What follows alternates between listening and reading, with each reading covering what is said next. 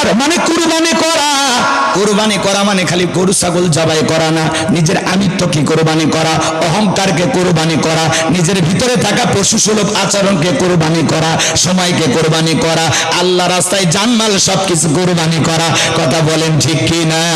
আমরা কুরবানি গরু ছাগল অনেকেই কিনে নিয়ে আসি, 7 জন ভাগে গরু কিনে নিয়ে আসি, এমন দুর্বল গরু বাজান গো আমার, 4 জন দড়ি ধরে টানে, পেছন থেকে 3 জন ঠালে, যেই গরুর ওপরে বয়স্ক ভাতা ওয়াজিব, এমন একটা দুর্বল গাভী জবাই করে কুরবানির স্থান পর্যন্ত হেঁটে যাওয়ার শক্তি নাই। হুজুর বলে ভাই এমন দুর্বল গাভীটা জবাই করা যাবে না। বলে হুজুর ওপরে হাড় দেখা গেল, ভিতরে কিন্তু গোস্ত সেট করা আছে। কথা হয় না? ওই রকম দুর্বল গাভী জবাই করে, গোস্ত টান দেবেন, এখান থেকে পাংশা বাজারে চলে যাবে, স্প্রিং করে খালি টানতেও ছেড়ে না। কথা কোন ঠিক কিনা? 3 দিন জাল দিলেও সিদ্ধ হয় না। এমন দুর্বল গাভী জবাই করা যাবে না। গাভী জবাই করতে হবে কেমন? তার সুরুন না দিন, চমৎকার একটা গাভী জবাই করতে হবে, আকর্ষণীয়, হুষ্টপুষ্ট, দেখতে সুন্দর। আপনি কুরবানি দেবেন একমাত্র কার জন্য? আরো জোরে বলেন কার জন্য?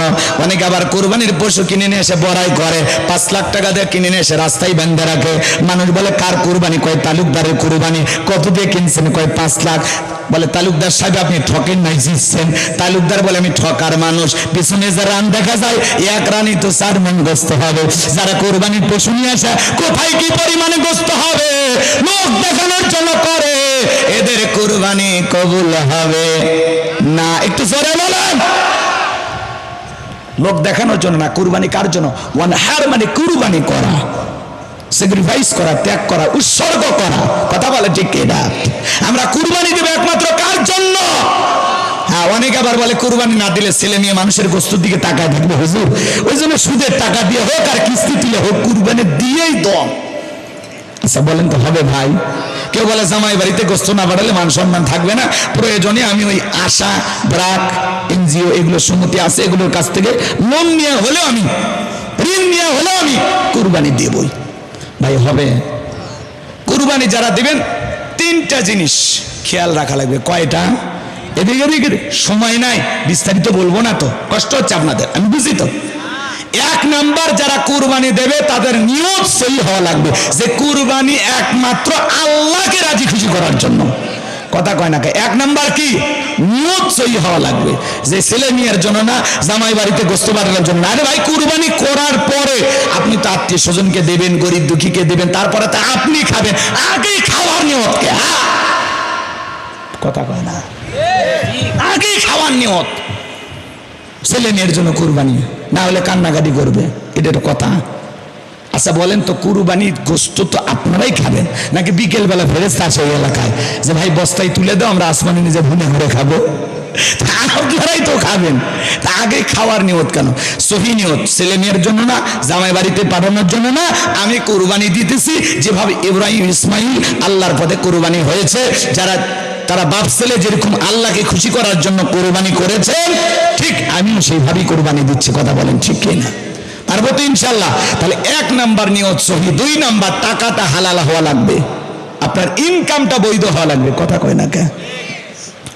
সুদের টাকা, ঘুষের টাকা, হারাম টাকা এগুলো দিয়ে কুরবানি দেবেন। 6 জন 7 জন ভাগে দিচ্ছেন, এর মধ্যে একজন যদি হারামখোর থাকে সব শেষ। কথা কয় না? আমার এলাকার এক হাজি ওই সুদখোর বেনামাজি এদের সাথে কুরবানি দিচ্ছে। আমি তখন বলি হাজি সাহেব একটা ছাগল কিনে দেন, যাদের সাথে ভাগে দিচ্ছেন এর মধ্যে তো 2-1 জনের ভেজাল আছে।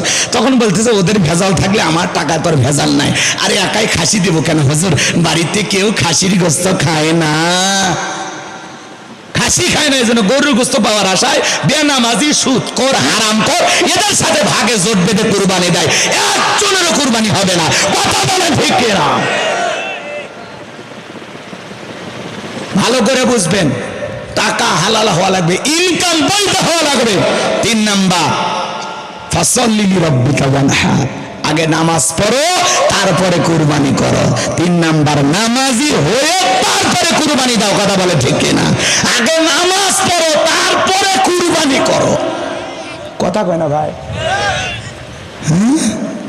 আপনি ঈদের মাঠে নামাজ নাই, ফজরের নামাজ নাই, সকাল 9টায় উঠে ব্রাশ ট্রাশ করিয়ে পাঞ্জাবি লাগাইয়া গরুর দড়ি ধরে বসে আছেন, আর হুজুর যখন জবাই করতে আসছে হুজুর এত দেরি কেন হলো? কথা কয় না? তোমার কুরবানি হবে দিলে ভাই দেবনে না, কথা কয় না কে। আবার অনেকে টাকা আছে, কুরবানি না দিলে কালে মানুষ কৃপণ বলবে, কিপটা বলবে, ওই ভয়ে এলাকার মানুষের মুখ রক্ষা করার জন্য, নিজের সম্মান রক্ষা করার জন্য দেয়, আল্লাহর জন্য দেয় না। কথা বলেন না কেন? আবার কেউ যদি 2-1 লাখ টাকার গ্রামের সেরা কুরবানি দেয়, বিকেল বেলা সাইজ চলে বলেন মাসাঙ্গে বসেন, ওর গল্প মানে সেই গল্প, এই গ্রামের সব চাইতে বড় গরু আমি দিচ্ছি, এত বড় কলজা কার আছে? কেউ পারে না। প্রত্যেক বছর এই গ্রামের সেরা কুরবানি আমি দিই। তাহলে বলেন তো এর ভিতরে আমি তো আসছে কিনা, অহংকার ঢুকছে কিনা? হবে না। আর উদ্দেশ্য হলো গ্রামের সেরা দিয়া গ্রামের লোকের বাহবা পাওয়া, ও দুনিয়াতে পাবে, আখিরাতে কাজে লাগবে না। আল্লাহ যেন আমাদের সবাইকে আল্লাহ তাআলাকে রাজি খুশি করার জন্য কুরবানি দেওয়ার তৌফিক দান করেন। জোরে বলেন আমিন। ওয়ালাকিন ইয়ানালুহু তাকওয়া মিনকুম। আল্লাহ বলে, বান্দা কয় লাখ টাকা দিয়ে গরু দিলি, কয় টাকা দিয়ে ছাগল দিয়ে, আমি এটা দেখি না, আমি দেখি তোর অন্তরে তাকওয়া, তোর অন্তরে যেইটা আছে আমি আল্লাহ সেইটা গ্রহণ করবো। কথা বলে ঠিক কি না? এজন্য আসুন আমরা কুরবানি করব একমাত্র আল্লাহ তাআলাকে রাজি খুশি করার জন্য। আল্লাহ কবুল করেন। জোরে বলেন আমিন। আরেকটু জোরে বলেন আমিন। মানুষকে জানাও, কথা বলেন ঠিক কি না? না হইলে দেখো সিনেমার ভিলেনেরা যারা সিনেমাতে মারামারি করত, আজকে বাস্তবে তোমাদেরকে পিটাইল, এবং এই জন্য এদের কাছে যারা এদের সংবাদ প্রচার করে তোমাদের 4 পয়সার কোনো লাভ নাই। কথা বলে ঠিক কি না? চলচ্চিত্রে একটা নির্বাচন, সেখানে গিয়েছে সাংবাদিকেরা শপথ অনুষ্ঠানের ভিডিও একেবারে মিডিয়াতে ফলাও করে প্রচার করবে, মনে হয় এরা বাংলাদেশের পার্লামেন্টে যে নির্বাচন হয় তার সাথে বেশি এই সংবাদগুলো প্রচার করে। একথা বলেন না কেন? কারণ খারাপ জিনিস এই সমাজে চর্চা হয় বেশি। বৃষ্টির জন্য দোয়া করা হচ্ছে, সেগুলো মিডিয়াতে প্রচার করো। কথা কয় না কেন? ওই ব্যাঙ্গের বিয়ে দিচ্ছে অমুসলিমেরা, ব্যাঙ্গের বিয়ে, কথা কয় না কেন? পানি পাওয়ার জন্য কিসের বিয়ে? হ্যাঁ, ব্যাঙ্গের বিয়ে হচ্ছে। এগুলো পত্রিকার প্রথম পেজে একবারে সেইভাবে প্রচার করা হচ্ছে, ব্যাঙ্গের বিয়ে, বৃষ্টির জন্য ব্যাঙ্গের বিয়ে। মুসলমান কার থেকে তো দোয়া করে সেটা মিডিয়াতে আসে না। কথা বলে ঠিক না? আলেমদের কাছে আসো, সাংবাদিকদের ইজ্জত আমরা বুঝি। কথা কয় না কেন? একটা মাদ্রাসায় যাও, মাদ্রাসার কিছু কথা তুলে ধরো, মসজিদের কিছু কথা তুলে ধরো, ওলামায়ে কেরামদের জবানের কথাগুলো তুলে ধরো। আলেমদের কাছে গেলে সাংবাদিক ভাইরা ইজ্জত পাবে, সম্মান পাবে। আর এই মিডিয়ার ভিলেনদের কাছে গেলে মাঝে মাঝে এরকম লাঞ্ছিত করবে, পিটাইবে। এই জন্য ওদের সংবাদ প্রচার করা বন্ধ করো। কোন সিনেমা চলে, কোন সিনেমায় কি হলো, এগুলো আর মিডিয়াতে প্রচার করো না, বন্ধ করে দাও। ওদের গান, ওদের সিনেমা, কোন নায়ক কি করতেছে, কোন নায়িকা কি করে, আমি অবাক হয়ে যাই। নির্বাচনের দিনে কয় পরিমণি পিছন গেট দিয়ে ঢুকছে, সামনের গেট দিয়ে ঢোকেনি, সেটা মিডিয়াতে প্রচার হচ্ছে। কয় হাজার টাকা পরিমণি মদ খাইছে, সেটা প্রচার হচ্ছে। সুবহানাল্লাহ বলবেন না? আজকে মিশা ডিপজল শপথ নিবে, এটা কিসের শপথ? কিসের শপথ অনুষ্ঠান তোমাদের প্রচার করা লাগবে মিডিয়াতে? সারা দেশে মানুষ তীব্র গরমে নামাজ আদায় করতেছে, সেই ভিডিওগুলো প্রচার করো। কথা বলেন না কেন? আলেমেরা দোয়া করে, সেইটা প্রচার করো। ভালো কিছু কথা প্রচার করো, আল্লাহর রহমত নাজিল হবে। আর না হলে এই যে ভিলেনদের হাতে মাল খায়া রক্ত ঝরবে, লাঞ্ছিত হতে হবে। আজকে সাংবাদিকদেরকে পিটায় সিনেমার ভিলেনেরা, নায়কেরা। কথা কয় না কে? তোমরা মিশা ডিপজলের কাছে গেছো, ওরা বলতেছে আমরা একটু তোমাদের সাথে প্র্যাকটিস করি, আসো। কয়েকদিন পর সিনেমার শুটিং হবে, তোমাদেরকে একটু সাইজ করি।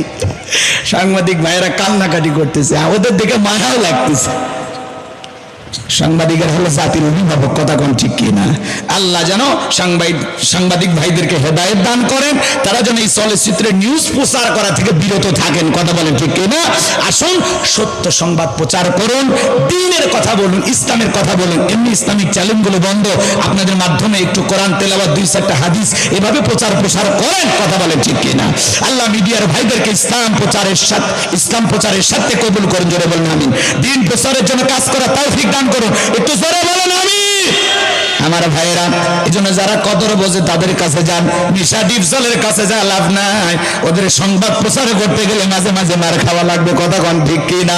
সংবাদ সামনের দিকে যাই বাজান গো আমার, কি যেন বলছিলাম ভুলে গেছেন মনে হয়। তাহলে নামাজ হবে একমাত্র কার জন্য?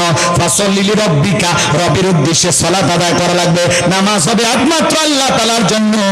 নামাজ যদি নামাজের মতো পড়তে পারি, 1 নাম্বার আল্লাহ রিজিকের ব্যবস্থা করবেন, 2 নাম্বার সকল ভয় থেকে নিরাপত্তা দিবেন। আজকে মানুষের জানমালের কোনো নিরাপত্তা নাই বাজান গো আমার, সকল নিরাপত্তা দেওয়ার একমাত্র মালিক কে? তাহলে সালাত হবে কার জন্য?